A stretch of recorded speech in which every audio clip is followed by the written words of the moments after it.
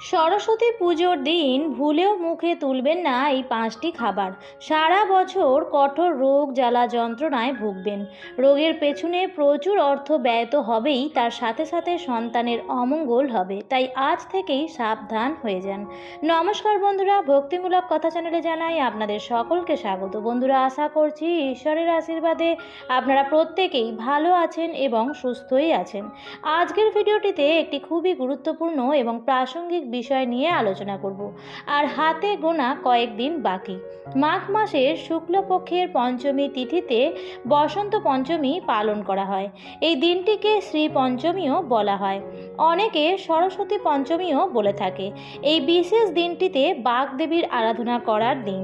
বাংলার প্রতিটি গৃহস্থ বাড়িতেই মা সরস্বতীর আরাধনা তো হয়ই, তার সাথে সাথে স্কুল, কলেজ এবং বিভিন্ন শিক্ষা প্রতিষ্ঠানেও মহা সমারোহে মা সরস্বতীর পূজা অর্চনা হয়ে থাকে। এই বিশেষ দিনটিতে মা সরস্বতীর পূজা করলে বাগদেবীর আশীর্বাদ তো অবশ্যই পাওয়া যায়, কিন্তু তার সাথে সাথে অবশ্যই কিছু নিয়ম বিধি আমাদের পালন করতে হবে। তার মধ্যে প্রথমেই আসে খাদ্য খাবার গ্রহণ করার নিয়মবিধি। হিন্দু ধর্মে শাস্ত্র অনুসারে বিভিন্ন তিথিতে কিছু কিছু খাদ্য খাবার গ্রহণ করার বিধি নিষেধ আছে।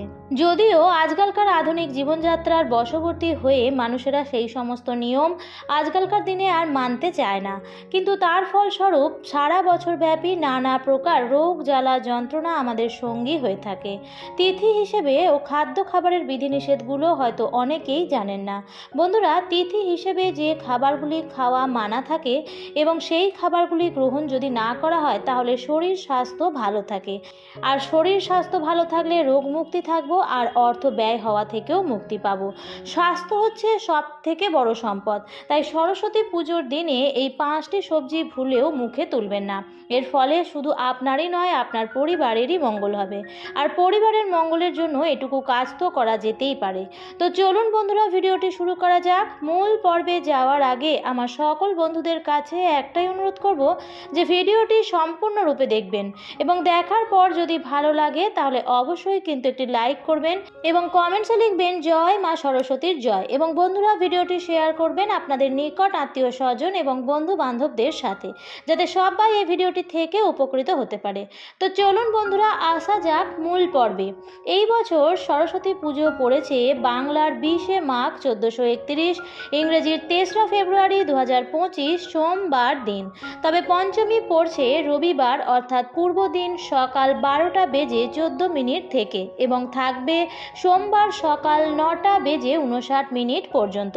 তাই বন্ধুরা, আপনারা এই সময়ের মধ্যেই সরস্বতী পুজোর পুষ্পাঞ্জলি দেওয়ার চেষ্টা করবেন। এবার আমি আপনাদের বলে দেব যে শ্রী পঞ্চমী তিথিতে আপনারা ভুলেও কোন কোন সবজি মুখে তুলবেন না। সবজির পর বলে দেবো কোন কোন খাবার আপনারা গ্রহণ করবেন না এবং অবশ্যই কোন একটি খাবার আপনারা গ্রহণ করার চেষ্টা অবশ্যই করবেন। প্রথম যে খাবারটি আপনারা ভুলেও মুখে তুলবেন না সেটি হচ্ছে মূলো। মাঘ মাসে মূলো খেলে সুখ শান্তি নষ্ট হয়। বাংলা প্রবাদে রয়েছে যে মাঘ মাসে মূলো খেলে বংশ নষ্ট হয়। এমন সংস্কারের পেছনে অবশ্যই কিছু ব্যাখ্যাও রয়েছে। আসলে মাঘ মাসে মূলোতে এক ধরনের সূক্ষ্ম জীবাণু দেখা যায়, যা মানুষকে সুস্থ স্বাভাবিক সন্তান উৎপাদনে বাধা সৃষ্টি করে থাকে। অর্থাৎ এই সময়ে মূলো খেলে সন্তানের ক্ষতি হওয়ার একটা আশঙ্কা দেখা যাচ্ছে। তাই ভবিষ্যতের সুস্থ সবল বাচ্চার কল্যাণের কথা ভেবে এবং উপযুক্ত বংশবৃদ্ধির কথা ভেবে মাঘ মাসে মূলো খাওয়া নিষিদ্ধ রয়েছে শাস্ত্রমতে। তাছাড়া এই সময় মূলো খেলে সেটা সহজভাবে হজমও হয় না, এর ফলে পেটের নানা প্রকার রোগ দেখা যায়। তাই মাঘ মাসে মূলো নিষিদ্ধ। তাই সরস্বতী পুজোর দিন ভুল করেও মুখে মূলো তুলবেন না। এর ফলে আপনাদের জীবনে নানা প্রকার দোষ লাগতে পারে, যেমন গ্রহ দোষ, বাস্তু দোষ, নবগ্রহের দোষ ইত্যাদি। তার সাথে সাথে আপনাদের শরীর স্বাস্থ্যেরও অবনতি হতে পারে। তাই এই সবজিটি এড়িয়ে চলুন সরস্বতী পুজোর দিন। দ্বিতীয় যে খাবারটি মাঘ মাসে খাবেন না বা যে সবজিটি মুখে তুলবেন না সেটা হচ্ছে লাউ। বন্ধুরা, আমাদের বাংলা বর্ষপঞ্জিকার 12টি মাসের মধ্যে কিছু কিছু মাস আছে যেগুলিতে লাউ খাওয়া চলে না। মাঘ মাসও তার মধ্যে একটি। এই সময় লাউ খেলে সহজে তা হজম হয় না, এটি আমাদের শরীরে কফ তৈরি করে। এবং বন্ধুরা, এই সময় লাউ খেলে শরীরের ক্ষতির সাথে সাথে নানা প্রকার দোষ লাগতে পারে, যেমন পিতৃদোষ, গ্রহদোষ এবং বাস্তুদোষ। তাই মাঘ মাসের শুক্ল পঞ্চমী তিথিতে বা শ্রী পঞ্চমী তিথিতে লাউ বা লাউয়ের কোনো সবজি ভুলেও খাবেন না। তৃতীয় যে জিনিসটি ভুলেও মুখে তুলবেন না সেটি হচ্ছে বেল। হ্যাঁ বন্ধুরা, আমাদের সনাতন ধর্মে বিভিন্ন তিথি অনুযায়ী খাদ্য খাবারের বিধি নিষেধ আছে, যেগুলো সকলেরই মেনে চলা উচিত। প্রতিপদ তিথিতে যেমন চাল কুমড়ো খেতে নেই, তৃতীয়াতে পটল, চতুর্থীতে মূলো, সেই রকমই পঞ্চমীতে বেল খেলে কলঙ্ক লাগে। তাই বন্ধুরা, পঞ্চমী তিথিতে ভুলেও মুখে বেল তুলবেন না। আর সরস্বতী পুজো হয় মাঘ মাসের শুক্লপক্ষের পঞ্চমী তিথিতে। তাই বন্ধুরা, এই তিথিতে বেল খাওয়া কিন্তু একেবারেই ঠিক নয়। তাই বেল আপনারা খাবেন না সরস্বতী পুজোর দিন। চতুর্থ যে জিনিসটি আপনারা শ্রীপঞ্চমী তিথিতে ভুলেও মুখে তুলবেন না সেটি হচ্ছে করলা, উচ্ছে বা যে কোনো তেঁতো জাতীয় জিনিস। বন্ধুরা, এই বিশেষ তিথিতে আপনার মুখ বা আপনার জিভ কোনোভাবেই তেঁতো করবেন না। বলা হয় যে মানুষের জিভে হচ্ছে মা সরস্বতীর বাস। তাই এই শুভ তিথিতে মুখে কোনো তেঁতো জাতীয় জিনিস তুলবেন না। আর শাস্ত্রগত বিধান আছে যে মাঘ মাসে করলাতে নানা প্রকার পোকামাকড় তৈরি হয়, যেটি স্বাস্থ্যের জন্য হানিকারক। তাই সরস্বতী পুজোর দিন ভুল করেও করলা বা এরকম কোনো তেঁতো জাতীয় জিনিস গ্রহণ করবেন না, বরঞ্চ করবেন ঠিক উল্টোটা।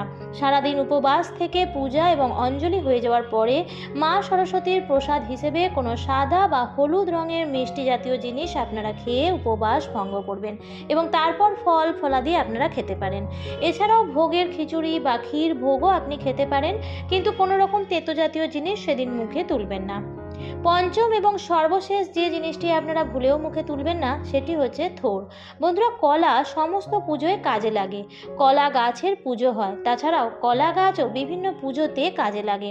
সরস্বতী পুজোর শুরুতে সবার আগে যে দেবতার পুজো করা হয় সেটি হচ্ছে গণেশ ঠাকুর।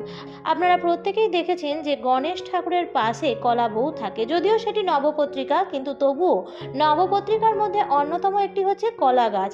তাই বন্ধুরা, কলা গাছের কাণ্ডটি খাদ্য হিসেবে গ্রহণ করা কিন্তু একেবারেই উচিত নয়, বিশেষ করে সরস্বতী পুজো বা যে কোনো পুণ্যতিথিতে। এ তো গেল সবজির কথা। এছাড়াও যে জিনিসগুলি আপনারা ভুলেও মুখে তুলবেন না সেটি হচ্ছে তামাক বা মাদক জাতীয় দ্রব্য।